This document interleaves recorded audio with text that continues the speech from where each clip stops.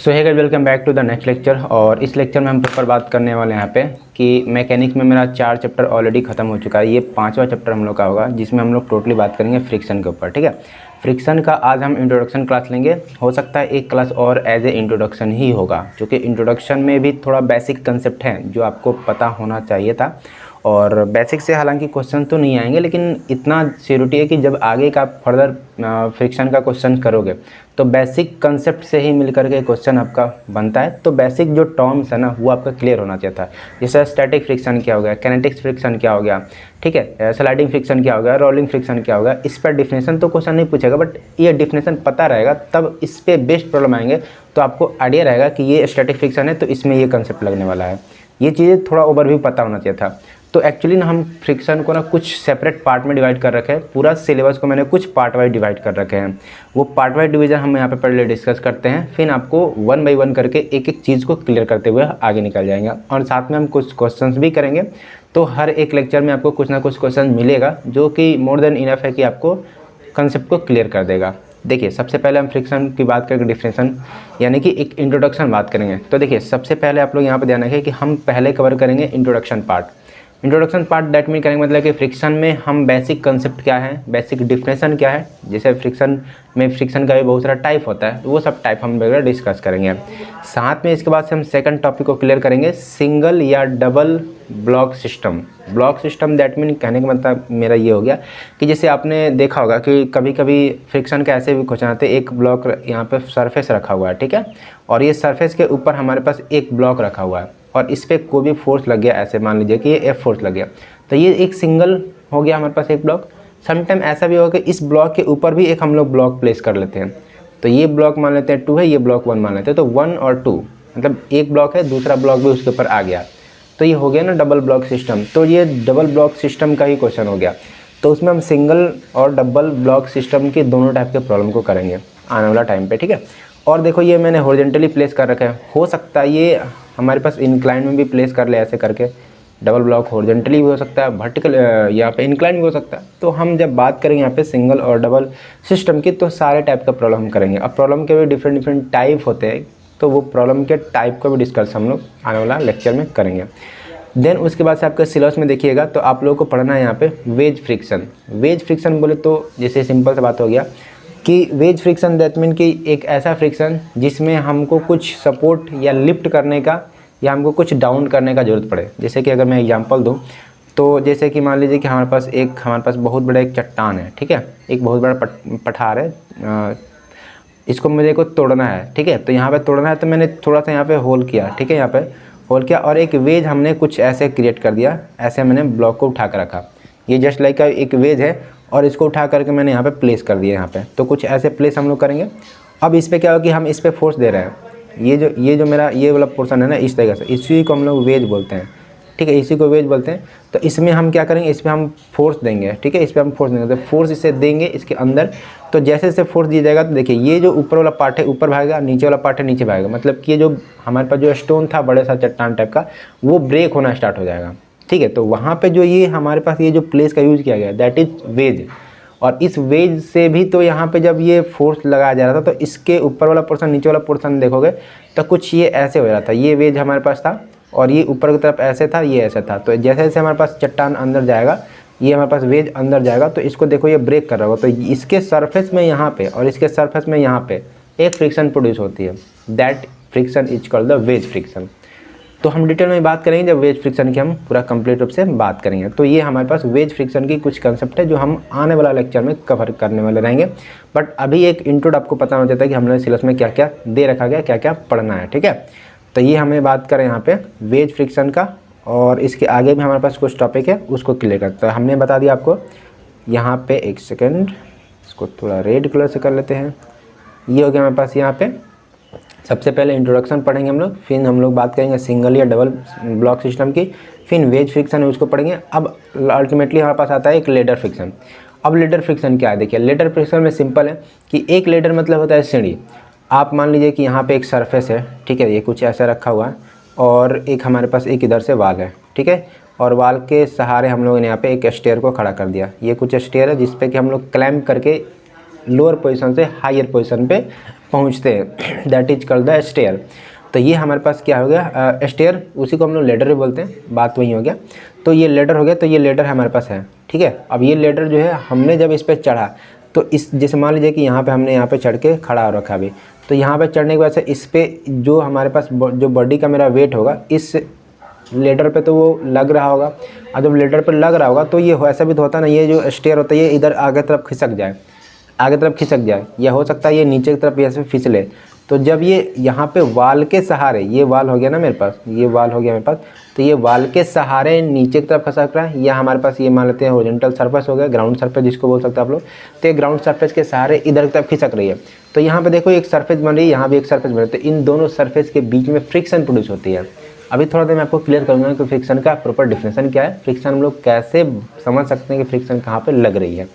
तो इस तरीके से हम बोल सकते हैं ना कि वहाँ पे फ्रिक्शन लग रही है, तो ये लेडर के वजह से जो फ्रिक्शन प्रोड्यूस हो रही है, that friction is called the ladder friction. Ladder friction की हम टोटली डिफरेंट तरीका से आपको डिफिनेशन भी देंगे और सारा चीज़ क्लियर करेंगे, तो उसमें और अच्छी से क्लियरिटी आ जाएगा। बट बेसिक है, थोड़ा बहुत समझ के रखिए कि क्या क्या चीज़ें आपको पढ़ना है। तो ये हो गया हमारे पास ये लेडर फ्रिक्शन। तो इसके कंसेप्ट से हम लोग को लेडर फ्रिक्शन, तो कितना लेडर फ्रिक्शन यहाँ पे लग रहा होगा, कितना यहाँ पे लग रहा होगा, और कितना वेट तक ये लेडर जो है काम कर सकता है। जैसे कि किसी का 50 kg वेट है, किसी का 100 kg वेट है, तो ये कितना वेट तक ये लेडर काम कर सकता है, ये डिपेंड करता है फ्रिक्शनल यहाँ पे कितना प्रोड्यूस हो रहा है।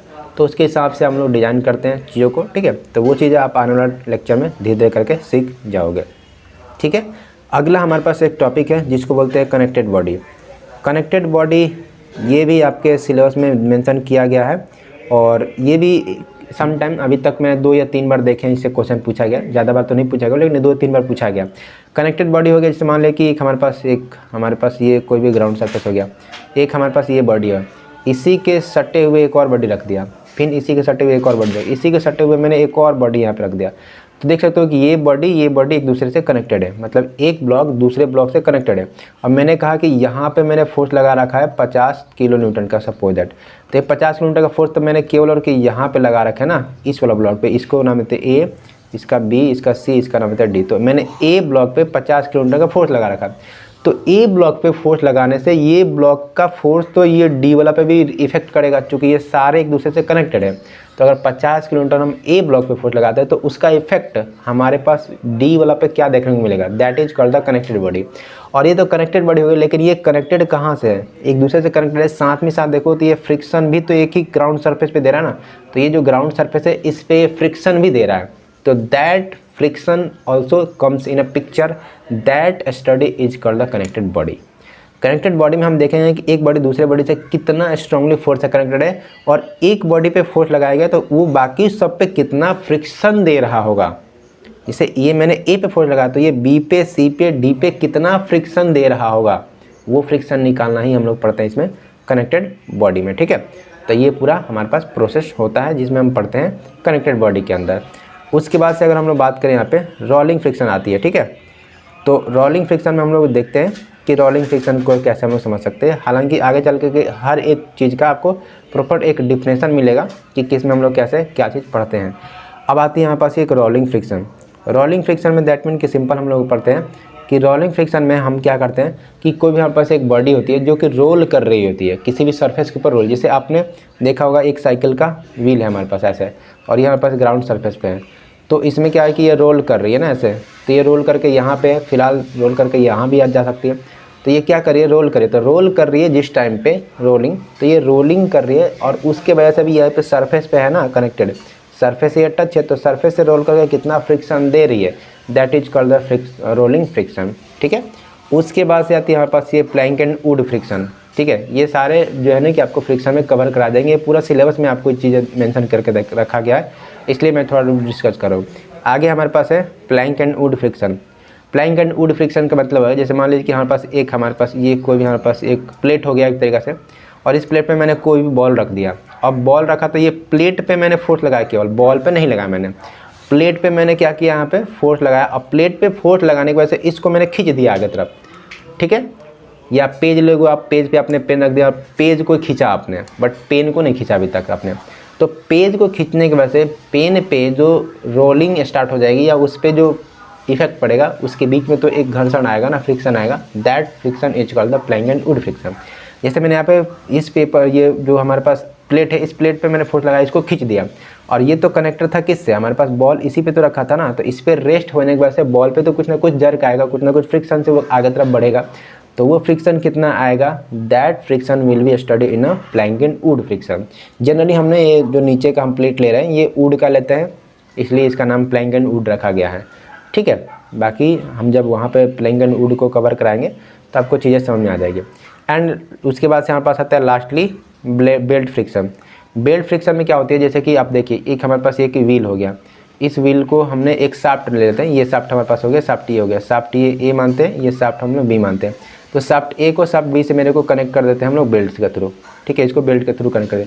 तो ये बेल्ट इधर गया, फिर ये बेल्ट इधर है, तो ये जब मूव कर रहा होगा, जैसे आपने बहुत सारा मशीन में देखा होगा बेल्ट लगा रहता है, एक बेल्ट एक मेरा शाफ्ट होता है जहाँ पे हम लोग मोटर लगाते हैं, मान लीजिए कि यहाँ पे हमने मोटर लगा दिया है, तो ये मोटर की वजह से ये शाफ्ट तो इसको रोटेट कर रहा होगा, इसके रोटेट की वजह से इसका रोटेशन मुझे इस वाला व्हील में ट्रांसफ़र करना है, तो मैंने एक बेल्ट से कनेक्ट कर दिया, इसको पूरे सिस्टम को मैंने एक बेल्ट से कनेक्ट कर दिया। अब बेल्ट से कनेक्ट किया तो यहाँ पे मैं तो ओरिजिनली मोटर चला रहा हूँ, तो ये रोटेट कर रहा है, बट ये बेल्ट जाएगा इसको रोटेट करते हुए, इसको भी रोटेट करने लगेगा। तो ये बेल्ट रोटेट कर रहा है एक व्हील को दूसरे व्हील से कनेक्ट करके, तो जब ये रोटेट कर रहा है तो यहाँ पे देखेंगे तो ये वाला सरफेस पे भी तो ये बेल्ट काम कर रहा है, ये देखिए ये बेल्ट ऐसे है और यहाँ पास ये व्हील है, तो ये व्हील और ये बेल्ट के वजह से यहाँ पे एक फ्रिक्शन प्रोड्यूस हो रहा होगा, that friction will comes in a belt friction. तो बेल्ट फ्रिक्शन वहाँ पे कितना प्रोड्यूस हो रहा है ये फ्रिक्शन में हम लोग देखेंगे। तो पूरा सिलेबस आपके सिलेबस में देखोगे तो इतना ही सारा चीज़ें पढ़ना है, तो काफ़ी सारा चीज़ पढ़ना है, इतना आसान भी नहीं है, चैलेंजिंग होगा इस चैप्टर को भी ख़त्म करना, बट कोई नहीं हम लोग करेंगे, ठीक है, पूरा एक एक चीज़ को कवर करेंगे, कोई इसमें इशू वाली बात नहीं है, ठीक है। तो हमने आपका जो सिलेबस था उस सिलेबस का एक ओवरव्यू दिया कि आपके सिलेबस में क्या क्या चीज़ें पढ़ने के लिए दे रखी गई है और आपको कैसे चीज़ें को कवर कराया जाएगा, ठीक है। तो आई होप कि आपको ये जो बेसिक चीज़ें हैं ना, जो इंट्रोडक्शन ऑफ बेसिक है, सिंपल सिंगल या डबल ब्लॉक सिस्टम है, wedge ladder connection body plank and wood, सब चीज़ें आपको क्लियर होगा कि सिलेबस में आपको क्या क्या दे रखी है।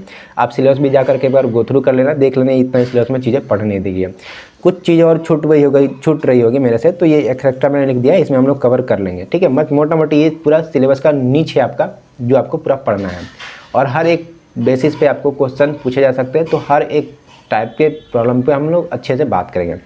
तो चलिए अभी हम स्टार्ट करते हैं अपना इंट्रोडक्शन टॉपिक, ठीक है। इंट्रोडक्शन में बेसिक समझेंगे कि फ्रिक्शन क्या है, फ्रिक्शन का डिफिनेशन क्या है, फ्रिक्शन कैसे काम करती है और फ्रिक्शन का टाइप वगैरह क्या है, इस पर हम डिस्कशन करते हैं। तो सबसे पहले हम लोग बात करते हैं यहाँ पे फ्रिक्शन का जो एक प्रॉपर डिफिनेशन हो सकता है उसके पे, ठीक है, और फिर इसको हम कुछ एग्जांपल से भी समझने की कोशिश करेंगे। तो देखिए सिंपल फ्रिक्शन जो होता है वो क्या होता है, एक हम बात करें कि एक ऐसा बॉडी जो किसी एक दूसरे बॉडी के ऊपर या एक सरफेस के ऊपर रखी हुई है, ठीक है। जैसे कि मैं आपको एग्जांपल दे सकूं, तो जैसे कि ये पेन है मेरे पास, हथेली है, ठीक है, ये पेन है, तो ये मेरे पास मान लिया कि अपने हथेली सरफेस है और ये मेरे पास पेन है, तो मैंने पेन को इस सरफेस पर रख दिया। अब जब मैं कहता हूँ कि इस सरफेस पर रखा, तो अब मैं चाहता हूँ इसको मैं खींचूँ, इसको उठा करके नहीं, लेकिन इस पर रखे हुए मैं इसको खींचना चाहता हूँ। तो जब मैं इसको खींच रहा हूँ तो ये खींच रहा हूँ तो ये क्या कर रहा होगा, जैसे ये आगे बढ़ रहा होगा तो इस पर जस्ट एक अपोजिट फोर्स लगता है, ठीक है, जो इसको मोशन से आगे बढ़ाने से इसको रोकता है, और ये जो रोकने वाला फोर्स होता है जिसको हम रजिस्टिंग फोर्स बोलते हैं, यही रजिस्टिंग फोर्स मेरा फ्रिक्शन फोर्स बनता है। तो अगर एक बेसिक डिफिनेशन आप लिखना चाहोगे तो यहाँ पर देखिए लिखा हुआ है कि व्हेन ए बॉडी स्लाइड, जब बॉडी एक स्लाइड करती है या टेंस टू स्लाइड ऑन और ऑन विच रेस्टिंग सरफेस, मतलब कि एक बॉडी किसी सरफेस पर रखी हुई है, उस सरफेस पे उसको स्लाइड कराया जाए, या स्लाइड करने की उसमें टेंडेंसी हो या टेंड करती हो, या हम ऐसा बोले कि वो किसी भी सरफेस के ऊपर रेस्ट कर रही हो, रखा हुआ हो, तो उस टाइम पे during the sliding it upward the motion, during जब स्लाइडिंग हम उसको स्लाइड करके खींचते हैं तो वो स्लाइडिंग के खींचने से उसमें मोशन आती है, और जो मोशन आती है उस मोशन का एक अपोजिशन फोर्स लगता है, ठीक ना, अपोजिट फोर्स लगता है, उस फोर्स को प्रोड्यूस होती है, एक फोर्स प्रोड्यूस होती है, उस फोर्स को हम क्या करते हैं कॉन्टैक्ट सरफेस से, मतलब जैसे देखिए ये सरफेस है मेरे पास, तो ये सरफेस और ये इन दोनों के बीच में एक कॉन्टैक्ट फोर्स लगता है, वो कॉन्टैक्ट फोर्स की वजह से जो उसमें एक अपोजिशन की भावना आती है जो उस मोशन को रोकती है, that is called the resisting force, and उस रेसिस्टिंग फोर्स को हम लोग क्या बोलते हैं, सिंपली हम लोग फ्रिक्शन बोलते हैं, या हम लोग समटाइम इसको फ्रिक्शनल फोर्स भी बोलते हैं। तो ये प्रॉपर एक डिफिनेशन हो गया फ्रिक्शन के लिए। अब इसको कुछ एग्जांपल समझते हैं। लेट सपोज कि मैंने यहाँ पे कुछ ऐसे ड्रॉ कर देता हूँ, इसको ब्लैक से ही कर लेते हैं, ठीक है। तो यहाँ देखो मैंने एक यहाँ पे एक सरफेस को ड्रॉ कर रखा है, क्लियर है। अब ये सरफेस में मैंने यहाँ पे कोई भी एक ब्लॉक को ड्रॉ करता हूँ, ठीक है। ये कुछ ब्लॉक हमारे पास कुछ ऐसे हैं, तो कुछ ऐसे बना लेता हूँ मैं। चलो ये ब्लॉक को मैंने कुछ ऐसा ड्रॉ कर रहा हूँ, ये मैंने पास हो गया और इसके जस्ट मैंने एक ब्लॉक को ऐसे कुछ डिज़ाइन कर दिया। अब इस ब्लॉक को आप ध्यान से देखोगे तो इस ब्लॉक को जो रखा गया है किसी न किसी एक सरफेस पे रखा गया है, ठीक है, किसी ना एक सरफेस पे रखा है। और ये सरफेस कभी भी स्मूथ नहीं होता है, थोड़ा सा इसमें अनइवनेस होता है। तो मान लेते हैं कि ये सरफेस हमारे पास है कुछ ऐसे। अब इस सरफेस पे मैंने क्या करा, इस सरफेस पे मैंने करा कि इस सरफेस पे देखोगे तो यहाँ से मैंने एक यहाँ से फोर्स लगा दिया इसको, ठीक है, यहाँ से मैंने एक कोई भी फोर्स लगा दिया। अब जब मैंने फोर्स लगाया तो ये आगे तरफ मूव कर रहा होगा, तो देखिए आगे तरफ ये मूव करेगा। तो मैं आपको थोड़ा सा और आगे इसको एक्सटेंड कर लेता हूँ और यहाँ पे देखिए मैंने आगे तरफ इसको एक्सटेंड किया तो ये जो आगे तरफ बढ़ेगा। तो अब इस टाइम पे क्या हो गया होगा, ये देखिए ये जो हमारे पास है, एक सेकेंड,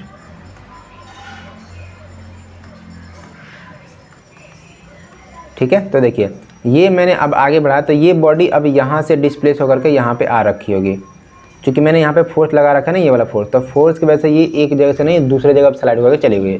तो मान लेते हैं कि ये स्लाइड होकर के अब हमारे पास कुछ ऐसे यहाँ पे आ रखी है। मैंने इसको डॉट डॉट से इसलिए दिखाया कि ये रियल में हमने माना नहीं है, बट मैंने दिखाया आपको। तो ये जो इसका सेंटर पॉइंट था ये था, और इसका सेंटर पॉइंट ये होगा। तो इसका सेंटर पॉइंट यहाँ से लेकर के इसका सेंटर पॉइंट यहाँ तक हम देखेंगे अगर, तो यहाँ के बीच में आप ध्यान से देखो तो इसके बीच में कुछ ना कुछ इन्होंने दूरी कवर करा है, ठीक है। इस दूरी को अगर हम लोग डी मान लेते हैं, ठीक है, डी यानी कि डिस्टेंस। तो यहाँ से यहाँ तक जब ये कवर किया तो ये फोर्स की वजह से ही कवर किया ना, तो ये फोर्स की वजह से जो इतना डिस्टेंस कवर किया, तो उस डिस्टेंस पे ये नीचे वाला जो सरफेस है, ये वाला सरफेस यहाँ पर, ये सरफेस को हम ग्राउंड सरफेस मानते हैं, ठीक है, इसको हम लोग ग्राउंड सरफेस का नाम देते हैं। तो ये जो ग्राउंड सरफेस है, इस ग्राउंड सरफेस पे जब ये आगे बढ़ा तो इसके अपोजिट में एक फोर्स लग रहा होगा। इसको अगर मैं रेड से दिखाना चाहूँगा तो ज़्यादा क्लियरिटी आपको मिल जाएगा। देखिए ये वाला जो सरफेस है, इस सरफेस पे इस पे एक फोर्स लगता है, ठीक है, इससे के फोर्स पे एक फोर्स प्रोड्यूस होता है, that force is called the frictional force, ठीक है। ये अपोजिट में एक फोर्स प्रोड्यूस होता है। और ध्यान रखिएगा कि जब भी फ्रिक्शनल लगती है तो मोशन के अपोजिट डायरेक्शन में आपका फ्रिक्शनल फोर्स लगती है। आगे चल के आपको क्लियर हो जाएगा ये चीज़ें, जब मैं बहुत सारा चीज़ बताऊंगा तो आपको क्लियरिटी आ जाएगा। लेकिन फिलहाल यहाँ पे याद रखिए कि फोर्स जिधर हम लोग लगाते हैं उसके अपोजिट डायरेक्शन में हमारे पास फ्रिक्शनल फोर्स लगती है। ये ऑलवेज नहीं होगा, बट समटाइम ऐसा जनरली केस में होता है कि जिधर फोर्स लगाते हैं उसके जस्ट अपोजिट डायरेक्शन में आपका फ्रिक्शनल फोर्स लगती है। तो ये फ्रिक्शनल फोर्स का जो फोर्स हम लोग लगाए थे इसकी डायरेक्शन क्या थी, इधर थी। तो ये फ्रिक्शनल फोर्स किधर आ रही है, इधर आ रही है। तो अगर देखिए हम थोड़ा सा यहाँ पे अगर आपको थोड़ा सा और सही से बताएं तो इसको हम लोग थोड़ा नाम चेंज करते हैं, ठीक है। ये जो फोर्स मैं लगा रहा हूँ, इस फोर्स को यहाँ पे कैपिटल एफ लिखते हैं, ठीक है, यहाँ पे कैपिटल एफ लिखते हैं। और जो ये फोर्स लग रही थी उसके अपोजिट डायरेक्शन में, इसको हम लोग स्मॉल फ्रिक्शनल दिखाते हैं, इसको स्मॉल फ्रिक्शनल फोर्स दिखाते हैं, स्मॉल एफ से दिखाते हैं। तो ये हमारे पास कोई भी एक बॉडी हो गई थी, तो इसका नाम रखते हैं यहाँ पे, कोई भी हमारे पास एक बॉडी हो गई, और ये body position at point A पे है, और ये बॉडी हमारे पास ये अभी फिलहाल आ चुकी है इस पॉइंट पे। इसको बोलते हैं पॉइंट ए का ए डैश, या A1 या ए डैश बोल लेते हैं इसको, ठीक है। मतलब ए से लेकर के A1 पोजीशन पे आते हुए ये जो पोजीशन था हमारे पास, ये ए था, और ये डैश हमारे पास ए पोजीशन ए डैश था। तो बॉडी एक ए पॉइंट से लेकर के ए डैश पॉइंट तक चली जाइए, तो वो जाते वक्त कुछ डिस्टेंस कवर करिए, वो डिस्टेंस मैंने यहाँ पे दिखा रखे हैं। और जब ये ट्रेवल कर रहे थे तो यहाँ पे एक सरफेस से इसका फ्रिक्शन का कांटेक्ट था, वो सरफेस यहाँ पे इधर की तरफ एक फोर्स दे रहा था, that force is called the frictional force. तो ये फ्रिक्शनल फोर्स आपको आई होप कि क्लियर होगा, यही आपके पास फ्रिक्शनल फोर्स होती है, क्लियर है। अब ये जो फ्रिक्शनल फोर्स होती है, फ्रिक्शन यही होती है। अब देखो इसको थोड़ा सा और आप ध्यान से देखोगे तो यहाँ पे थोड़ा सा और क्लियरिटी मैं देता हूँ, ठीक है। देखो यहाँ पे एक चीज़ और करते हैं हम लोग, चलो यहीं पे जगह है, यहीं पे बना लेते हैं हम लोग। अब ध्यान से देखोगे तो ये देखो, ये जो सरफेस है ना, इस सरफेस को थोड़ा जूम करते हैं हम लोग, इस सरफेस को थोड़ा हम लोग जूम करते हैं। देखो सरफेस जब भी होगा तो ये सरफेस जैसे ऐसे है ना, ये सरफेस कुछ ऐसे अनइवनेस फॉर्म में रहेगा। कभी भी ये सरफेस जो है ना ऐसे रहेगा, इसी वजह से फ्रिक्शन आता है। सरफेस कभी भी एकदम स्मूथ नहीं रहेगा। अगर स्मूथ सरफेस होगा तो फिर हम चल भी नहीं पाएंगे ज़मीन पे, क्योंकि वो उसमें कुछ अनइवनेस रहती है। अगर इसको माइक्रो लेवल पे आप जूम करके इसको देखो तो ये अनइवनेस फॉर्म में होती है सरफेस, और इसी की वजह से जब हम इस पर चलते हैं, इस पर हम बॉडी को स्लाइड करवाते हैं, तो देखो ये जो बीच बीच में जगह जो बचा हुआ है गैपिंग करके, ये गैप वाला जगह ही इसको क्या करती है, अपोजिट का काम करती है। जैसे इसमें आया, अगर इसको थोड़ा सा और सही से बनाया जाए तो देखो कुछ ऐसे हमारे पास होती है, कुछ ऐसे हमारे पास ऐसे ऐसे करके दिखा सकते हो तुम लोग, ठीक है। कुछ ऐसे ऐसे हमारे पास होती है ये सरफेस अनिवनेस। तो देखो अगर बॉडी यहाँ चलना स्टार्ट करो तो ये वाला जो ऊपर वाला पोर्शन उठा हुआ है ये इसको रोकेगा बॉडी को चलने से, फिर यहाँ पे आके इसको रोकेगा, फिर यहाँ पे जाने देगा, फिर यहाँ पे रोकेगा, फिर यहाँ पे जाने देगा, फिर यहाँ पे रोकेगा, फिर यहाँ पे जाने देगा, फिर ऐसे रोकेगा। तो ये क्या कर रहा है एक्चुअली में देखोगे तो ये जो अनइवनेस है सरफेस के अंदर वहीं इसको क्या कर रहा है, रोक रहा है, ठीक है। वहीं इसको क्या कर रहा है, रोक रहा है। तो that is called the unevenness of the surface, ठीक है। इसको रहने देते हैं, बना ही देते हैं, ठीक है। चलो ये अनइवनेस ऑफ द सरफेस हो गया, और यही अनइवनेस ये सरफेस हो गया हमारे पास, अनइवनेस इन सरफेस, ठीक है। अनइवनेस मतलब स्मूथ नहीं होता है, अनइवनेस इन सरफेस, ठीक है, इन सरफेस। इसको थोड़ा सा इधर बनाते हैं, अनइवनेस इन सरफेस, इन सरफेस। तो सरफेस में हमारे पास क्या है, अनइवनेस है, और ये हमने शो कर रखा है। तो इस तरीके से आप देख सकते हो कि हमारे पास फ्रिक्शन की कुछ डिफिनेशन क्लियर हो चुकी होगी। अब ये फ्रिक्शन है ये रेस्टिंग बॉडी पे भी लगती है। रेस्टिंग बॉडी दैट मीन क्या मतलब कि अगर बॉडी हमने केवल रख दिया ऐसे कहीं पे भी ऐसे रख दिया तो भी वो फ्रिक्शन लगती है। अगर हम मोशन में जाते हैं तो भी ये फ्रिक्शन लगती है, ठीक ना। हम रोल करते हैं तो भी ये फ्रिक्शन लगती है। मतलब फ्रिक्शन हर जगह पे अवेलेबल है। आप कुछ भी करो, एक सरफेस दूसरे सरफेस के कांटेक्ट में है या एक बॉडी दूसरे सरफेस के कांटेक्ट में है, वहाँ पे फ्रिक्शन 100% आता है, ठीक है। अब देखिए यहाँ पे मैं कहूँ कि यहाँ पे मैंने ग्राउंड सरफेस बना दिया है। लेट सपोज कि हमने यहाँ पे ग्राउंड सरफेस मैंने क्रिएट कर रखा है, ठीक है। ग्राउंड सरफेस सिंपली मैं यहाँ पे खड़ा हूँ इस तरीके से। तो जब मैं खड़ा हूँ तो ये कहीं ना कहीं अनइवनेस वाला जो कंसेप्ट है ना, ये वाला सरफेस, ये सरफेस इसको कहीं ना कहीं इसको होल्ड करके रखा हुआ है, तभी आप यहाँ पे खड़ा हो, अदरवाइज आप गिर सकते थे। तो ये हमारे पास कंसेप्ट होती है फ्रिक्शन की, जो आपको याद रखना पड़ेगा। बेसिक कंसेप्ट है। आई होप कि आपको फ्रिक्शन का डिफिनेशन आपको क्लियर हो गया होगा। अब बात करते हैं जो फ्रिक्शन है वो उसका टाइप वगैरह क्या होती है। सिंपल देखिए, फ्रिक्शनल बेसिकली दो टाइप से हम लोग पढ़ते हैं। एक होती है फ्रिक्शन ड्राई फ्रिक्शन, दूसरी होती है हमारे पास वेट फ्रिक्शन। ड्राई फ्रिक्शन और वेट फ्रिक्शन एक दूसरे से अलग होती है। देखो ड्राई फ्रिक्शन और वेट फ्रिक्शन में सिंपल सा अगर डिफरेंस मैं बताऊँ जिससे आपको क्लियरिटी आ जाएगी। ड्राई फ्रिक्शन हम सॉलिड टू सॉलिड के बीच में बात करते हैं। Solid to solid that mean कि अगर मान लीजिए कि हमारे पास एक बॉडी है, ये हमारे पास ग्राउंड सरफेस हो गया, ठीक है। तो ये ग्राउंड सरफेस क्या हो गया, जस्ट लाइक ए सॉलिड हो गया। इसमें इसका शेप और साइज जल्दी चेंज नहीं होगा, ये रिजिड माना जाएगा। और मैं मानता हूँ कि हमारे पास एक ब्लॉक हो गया, तो ये ब्लॉक क्या होगा, ये भी हमारे पास एक रिजिड बॉडी होगा, मतलब ये भी सॉलिड होगा। तो सॉलिड टू सॉलिड के बीच में अगर हमारे पास ये जो हमारे पास सॉलिड टू सॉलिड के बीच में हमारे पास जो फ्रिक्शनल लगेगा दैट इज कॉल्ड यहाँ पर ड्राई फ्रिक्शन। और एक मान लीजिए कि एक हमारे पास ये लिक्विड हो गया, ठीक ना, ये मैंने मान लिया कि लिक्विड हो गया, ये लिक्विड मैंने मान लिया कुछ ऐसा। और मैंने माना कि इस लिक्विड के ऊपर लिक्विड के ऊपर एक और लिक्विड मैंने रख दिया, ठीक है। दो लेयर ऑफ लिक्विड है, तो इस दो लेयर के बीच में जो लिक्विड है, ठीक ना, ये क्या हमारे पास लिक्विड है, तो दो लिक्विड के बीच में यानी फ्लूइड है, तो दो फ्लूइड के बीच में अगर फ्रिक्शन डेवलप हो रही है तो that is called the wet friction. और ये वेट फ्रिक्शन हम लोग पूरे अच्छे से तरीके से फ्लूइड मैकेनिक्स जब पढ़ते हैं तो उसमें हम लोग का पूरा अच्छे से कंसेप्ट होता है, जिसको विस्कोसिटी वगैरह पढ़ते हो आप लोग, कैनेमेटिक्स पढ़ते हो, ठीक ना। कैनेटिक्स ऑफ विस्कोसिटी का जो रूल्स वगैरह पढ़ते हैं, न्यूटन का लॉ पढ़ते हो, जो कैनेटिक्स ऑफ विस्कोसिटी का दिया गया, वो सारे इसमें हम लोग लेके आते हैं वेट फ्रिक्शन के लिए। तो ये वेट फ्रिक्शन हमारे पास टॉपिक नहीं पढ़ना, हम लोग को ड्राई फ्रिक्शन ही कवर करना है। क्योंकि मैकेनिक्स में मैंने बताया था डिफिनेशन में कि मैकेनिक जो है all about the solid body के बारे में बात करती है, ठीक है। तो सॉलिड बॉडी दैट मीन कि हम लोग पास ये वाला ड्राई फ्रिक्शन आपके सिलेबस में दिया गया। सारी जगह पे फ्रिक्शन जहाँ भी बात करते हैं हम लोग, इन जनरली हम लोग ड्राई फ्रिक्शन की बात करते हैं। अगर वेट फ्रिक्शन की बात करेंगे तो फिर हमारे पास फ्लूइड मैकेनिक्स में आता है। तो आई होप कि आपको दोनों का बीच में बेसिक क्लियरेंस मिल गया होगा।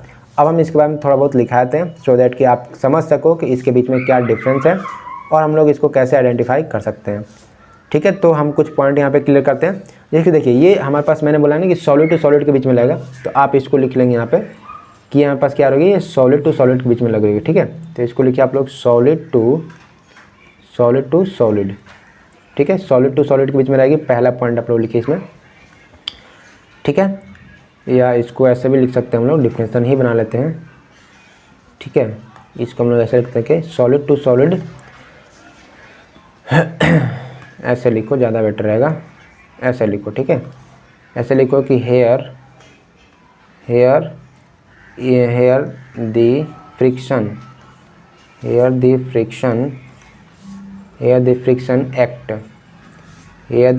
Act as in between solid to solid body,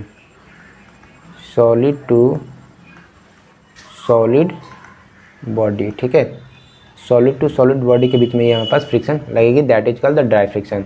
अभी ड्राई फ्रिक्शन में भी और भी चीज़ें हैं, पढ़ूंगा अभी थोड़ा देर में, इसको पहले लिख लेते हैं। अब देखिए फ्लूइड फ्रिक्शन क्या है, ये वेट फ्रिक्शन क्या होगा। तो वेट फ्रिक्शन का मतलब सिंपल समझिए कि मैंने बोला कि फ्लूइड के बीच में लगेगा, तो इसके बारे में लिख सकते हैं कि लिख सकते हैं हम लोग फ्लूइड, ठीक ना, या इसको लिखो हेयर, इसी का टर्म में लिखते हैं, जैसे ये लिखे हैं उसी तरीके से लिखते हैं कि here the friction here the friction act as in between fluid, ठीक है, दो फ्लूइड बॉडी के बीच में ये फ्रिक्शन एक्ट होता है, that is called the wet friction. अब देखोगे यहाँ पे वेट फ्रिक्शन जो हमारे पास है, को थोड़ा सा छोटा कर लेता हूँ क्योंकि मुझे और भी चीज़ें लिखनी है यहाँ पे, तो इसको थोड़ा डिफिनेशन हम लोग छोटा कर लेते हैं। क्यों छोटा है, बस ये इतना हो जाए, काफ़ी है इतना, ठीक है। तो इसमें देखोगे आप लोग, तो वेट फ्रिक्शन जो है बेसिकली वेट फ्रिक्शन, इसको भी हम लोग कुछ पार्ट में डिवाइड कर रखे हैं, ठीक है, कुछ पार्ट में हम लोग डिवाइड कर रखे हैं वेट फ्रिक्शन को भी। मतलब वेट फ्रिक्शन ऐसा नहीं है कि वेट फ्रिक्शन बस यही काम है, वेट फ्रिक्शन और भी चीज़ें हैं इसमें, ठीक है। देखो वेट फ्रिक्शन का भी हम लोग बहुत सारा टाइप डिफाइन करते हैं, वेट फ्रिक्शन का भी बहुत सारा टाइप होता है। जैसे कि अगर मैं बात करूँ यहाँ पे देखिए, इसका बहुत सारा टाइप होता है, इसमें हम चाहेंगे इशू को ऐसे करके लिखते हैं, एक एक टाइप को यहाँ पे ऐसे एक्सप्लेन कर देते हैं। देखिए सबसे पहला जो टाइप होती है जिसको हम यहाँ पे स्टैटिक फ्रिक्शन बोलते हैं, मतलब कि ये सॉलिड के सॉलिड बीच में फ्रिक्शन रहती है, तो उसमें बहुत सारा डिफरेंट टाइप के फ्रिक्शन एक्ट होते हैं। जैसे कि स्टैटिक फ्रिक्शन क्या है कि जब बॉडी इनर रेस्ट रहेगा तो फिर वो उसको स्टैटिक फ्रिक्शन बोलेंगे। मतलब बॉडी अगर एक बॉडी दूसरे बॉडी पर रखा हुआ है जस्ट, और ये बॉडी हमारे पास क्या रेस्ट में है, तो उस टाइम पर हम स्टैटिक फ्रिक्शन बोलते हैं। तो इसका जो टाइप है वो बताते हैं। तो पहला आप लोग लिखिएगा यहाँ पे, ये होती है स्टैटिक फ्रिक्शन, ठीक है, ये हो सकती है स्टैटिक फ्रिक्शन, ये पहला टाइप होगा। सारे टाइप को अलग अलग हम लोग डिफरेंशिएशन के बेसिस पे इसको समझेंगे, स्टैटिक फ्रिक्शन क्या है, कैसे पता करेंगे स्टैटिक फ्रिक्शन ये नहीं है, कैसे इसको डिनोट करेंगे, पूरा क्लियर बात करेंगे। बट अभी बस लिख लीजिए आप लोग इसका टाइप वगैरह, ठीक है। एंड आगे लिखिएगा आप लोग स्टैटिक फ्रिक्शन के सिवाय ये होती है, इसमें हम लोग डायनेमिक फ्रिक्शन भी इसी में होती है, डायनेमिक फ्रिक्शन, ठीक है। ये अगला हमारे पास है डायनेमिक फ्रिक्शन। एंड इसके आगे हमारे पास एक और होती है जिसको हम बोलते हैं स्लाइडिंग फ्रिक्शन, इसी में आती है हमारे पास ये स्लाइडिंग फ्रिक्शन। जो स्लाइडिंग फ्रिक्शन है ना वो अभी बताऊंगा आपको थोड़ा देर में। स्लाइडिंग फ्रिक्शन हो गया, और एक ही लिखो रोलिंग फ्रिक्शन, ठीक है, इधर लिख लेते हैं हम लोग। एक और होती है यहाँ पास रोलिंग फ्रिक्शन, ठीक है, रोलिंग फ्रिक्शन। अब हर एक एक चीज़ को ना हम आगे चल कर इसको और अच्छे से क्लियरिटी के साथ पढ़ेंगे, ठीक है। बस अभी बेसिक चीज़ें हैं तो मैं बेसिक कवर करा रहा हूँ, तो आगे चल के तो पढ़ेंगे ही, लेकिन बेसिक क्लियर करें तो रोलिंग फ्रिक्शन क्या होती है जनरली एक दो लाइन में डिफरेंस इसका देख लेंगे। तो ये ड्राई फ्रिक्शन के हमारे पास 4 टाइप हो गए, और ये वेट फ्रिक्शन हम लोग का पार्ट नहीं है पढ़ना, ये फ्लूइड में हम लोग कवर करते हैं। तो फ्लूइड हम लोग को नहीं पढ़ना है, यहाँ पे हम लोगों को मैकेनिक्स पढ़ना है, तो मैकेनिक्स में आपको ड्राई फ्रिक्शन के बारे में ही पढ़ना होता है, क्लियर है। अब इसमें से जो 4 टाइप है, इन चारों टाइप को हम ओवरव्यू करके उठाते हैं और समझते हैं।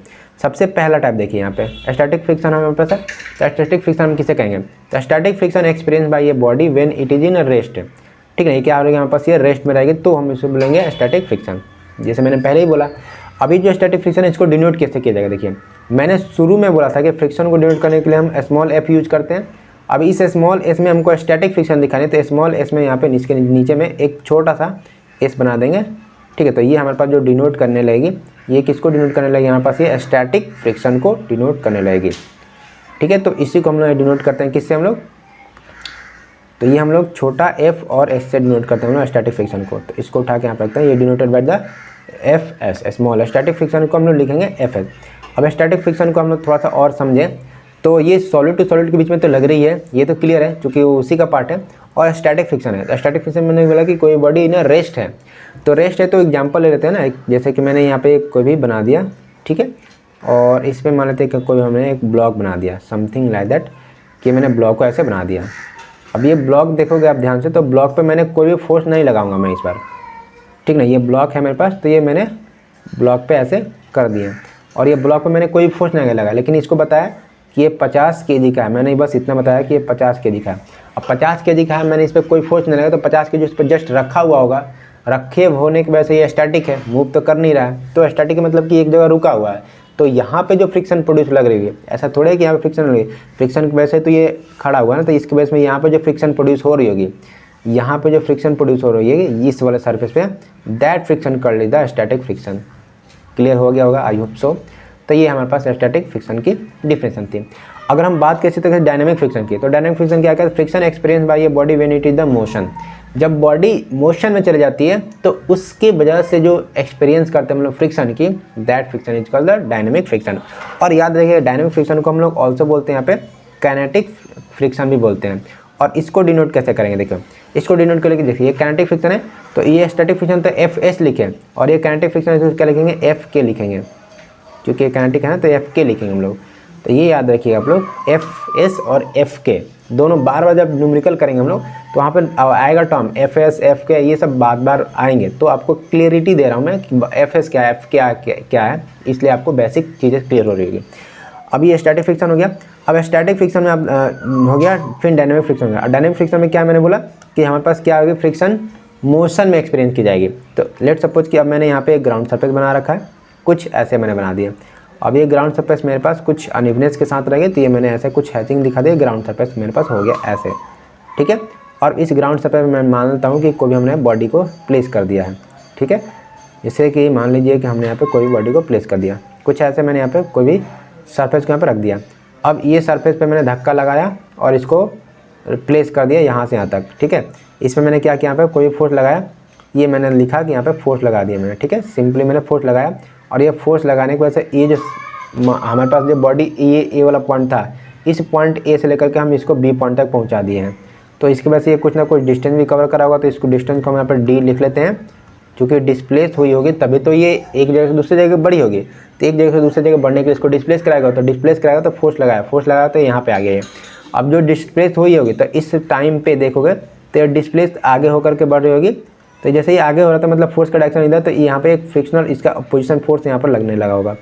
That force opposited forces is the dynamic friction. ये अपोजिट डायरेक्शन में फोर्स लगना हुआ, that friction is the dynamic friction. इसको हम लोग काइनेटिक फ्रिक्शन भी बोलते हैं। तो इस टाइम पे बॉडी मोशन कर रही थी, ठीक है। इस टाइम पे बॉडी यहाँ पास क्या करती है, मोशन करती थी। यहाँ पर मैंने लिख दिया कि बॉडी मोशन कर रही थी, मतलब यहाँ से यहाँ तक जाने के लिए इसके बीच में क्या हो रखा होगा, मोशन हो रखा। इसके बीच में हमारे पास क्या हो रखा है, ये बॉडी जाने के लिए मोशन में रहा होगा, मतलब एक जगह से दूसरे जगह चल के गया होगा, मतलब कुछ ना कुछ डिस्टेंस भी कवर करा होगा। तो इस तरीके से हम समझ सकते हैं डायनेमिक फ्रिक्शन यहाँ पे प्रोड्यूस होगी। तो अलग अलग कंडीशन में अलग अलग फ्रिक्शन आती है, वो फ्रिक्शन आपको याद रखना है। अगर क्वेश्चन दे देगा कि ये बॉडी एक जगह दूसरे जगह डिस्प्लेस हो रही है, तो उस टाइम पे जो फ्रिक्शन लेना है ये आपको डायनेमिक फ्रिक्शन लेना है, या काइनेटिक फ्रिक्शन जिसको बोलते हैं। कह देगा बॉडी स्थिर अवस्था में, रेस्ट में, तो उस टाइम पे आपको स्टैटिक फ्रिक्शन कंसिडर करनी है।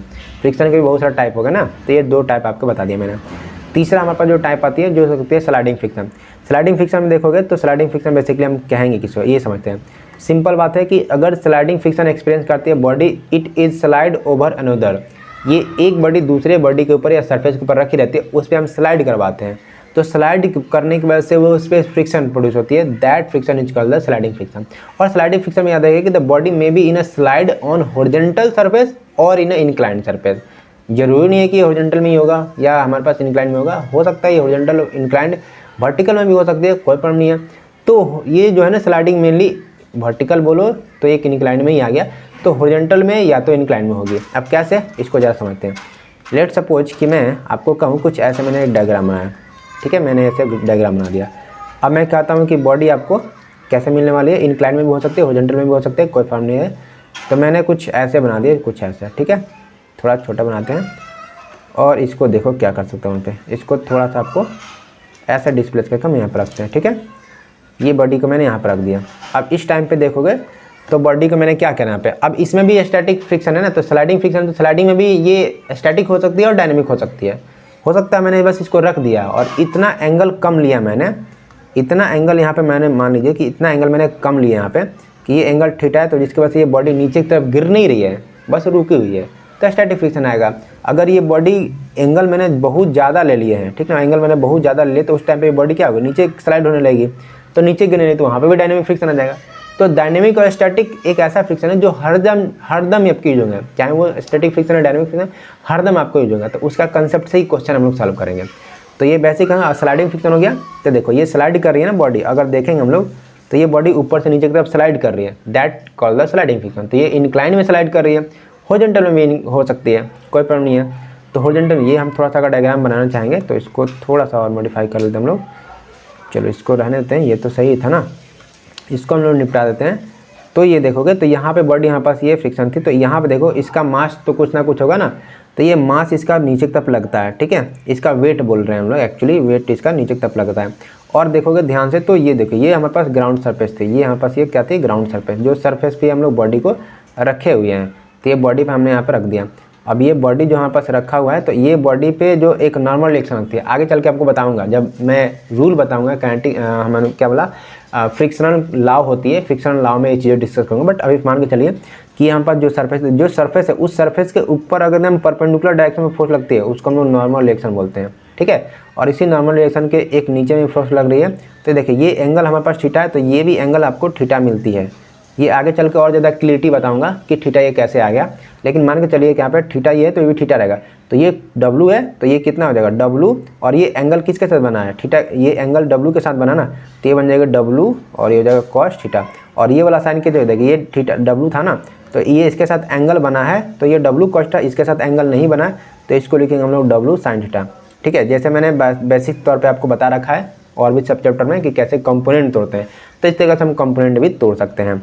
और देखिए मैंने इसको चाहा कि इसको मैं, अब देखिए बॉडी ऑटोमेटिक इधर की तरफ गिर रही है, नीचे की तरफ गिर रही है, तो मानता हूँ कि इधर की तरफ फोर्स ज़्यादा लग रही होगी, ठीक है ना, इधर की तरफ फोर्स ज़्यादा लग रही है, तो ये बॉडी ऊपर से नीचे की तरफ स्लाइड होकर आ रही है, तो नीचे से ऊपर की तरफ स्लाइड हो रही है, तो यहाँ पर फ्रिक्शनल फोर्स किधर जाएगा, ऊपर की तरफ जाएगा ना। तो यहाँ पर हम मानते हैं फ्रिक्शनल फोर्स लग रही है, तो इसको थोड़ा ऊपर दिखाते हैं, इधर हम लोग ऊपर दिखाते हैं, या ऐसा करते हैं हम लोग, ऐसा करते हैं हम लोग कि इसको नीचे दिखाते हैं यहाँ पे, ठीक है, इसको हम दिखाते हैं ऐसा। तो ये यहाँ पास फ्रिक्शनल फोर्स लगे इसको, ठीक है, यहाँ पे हम लोग फ्रिक्शन मान लेते हैं, ये क्या हो गया फ्रिक्शन, इसको हम लोग छोटा एफ से दिखाते हैं, छोटा एफ दिखा दिया मैंने, ठीक है, क्लियर है।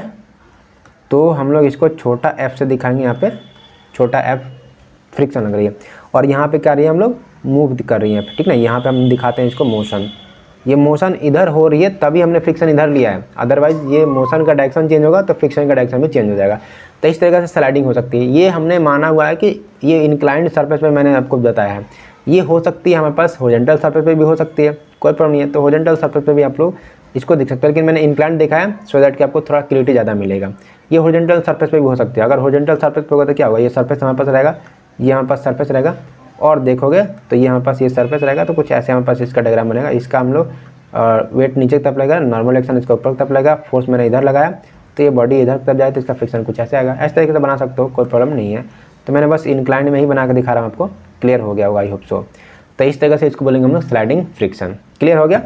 चलो अब हम बात करते हैं यहाँ पे फाइनली रोलिंग फ्रिक्शन के ऊपर। रोलिंग फ्रिक्शन क्या कहते हैं, देखिए ये friction experience by a body it roll on other surface. ये बॉडी क्या होती है हमारे पास, ये रोल करती है, एक बॉडी दूसरे बॉडी के ऊपर रोल करती है, ठीक है, रोल करेगी। रोल करने का मकसद मेरा ये हो गया कि लेट सपोज कि मैंने यहाँ पे कोई भी एक बना दिया व्हील, ठीक है। अब ये जो हमने व्हील बना रखा है ये यहाँ पे रख दिया। अब इसी व्हील को हम चाहते हैं कि एक बार और कॉपी कर लेते हैं, ठीक है, जस्ट एक मिनट, इसको मैं यहाँ पे कॉपी कर लेता हूँ। और देखोगे आप ध्यान से तो ये जो मैंने, एक सेकेंड, ये तो लॉक हो गया। चलो अब मैं कहता हूँ ये जो मैंने बनाया रखा है व्हील, इसको उठा के यहाँ पर रखता हूँ मैं, ठीक है। और मैंने कहा यहाँ पे एक सरफेस भी बनाते हैं, एक सरफेस भी बनाते हैं, ठीक है, एक सरफेस बनाते हैं। लेट सपोज कि सरफेस हमने कुछ ऐसा बना रखे हैं। अब देखोगे ध्यान से, थोड़ा सा इसमें डिफरेंस आ रखी है, बट कोई नहीं, हम इसको खिसका लेते हैं। चलो ये देखो, ये मैंने यहाँ पर सरफेस बना रखा है, ये हमारे पास हॉरिजॉन्टल सरफेस हो गया। अब इस सरफेस पे देखोगे ध्यान से, तो ये सरफेस पे देखोगे तो एक हमारे पास क्या है, एक हमारे पास ये व्हील हो गया एक तरीके से। तो इस पर मैंने यहाँ पे मान लीजिए कि हमने यहाँ पे रोटेशन दिया, टर्क दिया, रोटेट करने के लिए हम यहाँ पे इसको बोला कि डब्लू से इसको घुमा रहे हैं हम लोग, ठीक है ना, ओमेगा से घुमा रहे हैं, डब्लू नहीं, इसको ओमेगा बोलते हैं। तो एक्चुअली हम लोग ओमेगा से घुमाते हैं, ये ओमेगा से घूम रहा है, तो ये जब घूमेगा तो ये घूमते घूमते आगे भी तो बढ़ेगा ना, घूमते घूमते आगे बढ़ेगा। तो यहाँ पे हमने इसको मान लिया कि ये घूमते घूमते आगे बढ़ के यहाँ पे आ चुका है। तो अब ये ओमेगा से घूमे, तो अभी भी ये ओमेगा से घूमेगा। और ये सांस में देखो तो यहाँ से यहाँ तक ये ट्रेवल भी कर लिया, तो ये कुछ ना कुछ डिस्टेंस भी कवर कर रहा है, ठीक है ना, कुछ ना कुछ ये डिस्टेंस भी कवर कर रहा है। तो यहाँ पे देखो ये रोल करते हुए एक जैसे दूसरे जगह जा रहा है, तो उस टाइम पे भी देखोगे तो ये रोलिंग कर रहा है ना, ये ऐसे ऐसे करके, तो ये रोलिंग करते ये मूव करते हुए कहाँ जाएगा, ये ऊपर की तरफ ऐसे भागेगा, तो इसका फ्रिक्शनल फोर्स ऐसे जाएगा, और यहाँ पे देखो ये रोल करके ऊपर तरफ जा रहा है, तो फिर यहाँ पे फ्रिक्शनल फोर्स लगा। तो यहाँ पे रोलिंग की वजह से जो फ्रिक्शनल फोर्स रही है, रोलिंग की वजह से जहाँ पे फ्रिक्शनल फोर्स लग रही है, that frictional force is called the rolling friction. तो आई होप कि जो आपको जो चीज़ें था ना वो आपको क्लियर हो गया होगा। ठीक है, चलो अब हम देखने हैं, अब बस यहीं तक रखेंगे आज के लेक्चर में, कोई ज़्यादा खास नहीं है, बस छोटा छोटा मतलब चीज़ों को क्लियर करेंगे। तो आज का बस मैंने इंट्रोडक्शन बताया कि फ्रिक्शन में हम लोग क्या क्या चीज़ पढ़ने वाले हैं, क्या क्या हमारे पास सिलेबस में है। फिर मैंने बताया कि जो फ्रिक्शन है उसका क्या बेसिक डिफिनेशन हो सकती है और कैसे ये काम करती है। फिर बताया कि फ्रिक्शन की जो टाइप है वो कौन कौन सा टाइप है। तो 4 टाइप मैंने बताया है, इसको आप लोग याद रखिएगा। 4 टाइप में बता दिया। ड्राई फ्रिक्शन क्या होगा, ये वेट फ्रिक्शन का हम लोग को नहीं पढ़ना है, तो वेट फ्रिक्शन की हम बात यहाँ पर नहीं किए हैं, ये हमारे पास पढ़ना है, तो इसको मैंने इसके बारे में बात करा है। ये हमारे पास रोलिंग फ्रिक्शन हो गया, डायनेमिक फ्रिक्शन हो गया, स्टैटिक फ्रिक्शन और यहाँ पे स्लाइडिंग फ्रिक्शन। ये 4 टाइप के फ्रिक्शन है जो आपको कवर करने हैं ड्राई फ्रिक्शन में। ये 4 टाइप के फ्रिक्शन ही आपको बार बार यूज होगा, तो मैंने ये बेसिक क्लियर कर दिए हैं। ठीक है, उसके बाद से स्टैटिक फ्रिक्शन का डिफिनेशन ये सब मुझे बता दिए हैं, एंड ये स्लाइडिंग फ्रिक्शन का हो गया, एंड इसी तरह से मैंने बताया रोलिंग फ्रिक्शन का। तो आज के लेक्चर में बस इतना ही रखेंगे, आगे हम क्लास में बात करेंगे।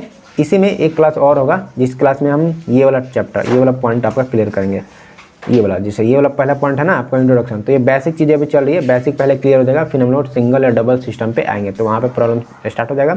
बट ये कुछ टर्म एंड टेक्निकल है जो चीज़ें आपको समझ में आना चाहिए कि बेसिक क्या चीज़ है। जैसे आपको रोलिंग नहीं पता है, आपको स्लाइडिंग नहीं पता है, डायनेमिक नहीं पता है फ्रिक्शन, तो फिर क्या पढ़ोगे आप फ्रिक्शन। तो कुछ चीज़ें हैं जो बेसिक तौर पे जानना चाहिए था, तो वो अभी बेसिक में वहीं आपका कवर करा रहा हूँ। अगले एक क्लास में और आपको बेसिक कवर करा दूंगा, फिर आपको यहाँ पे मैं आगे प्रोसीड करूँगा। तो आज के लेक्चर में इतना रखते हैं, चलिए मिलते हैं नेक्स्ट लेक्चर में।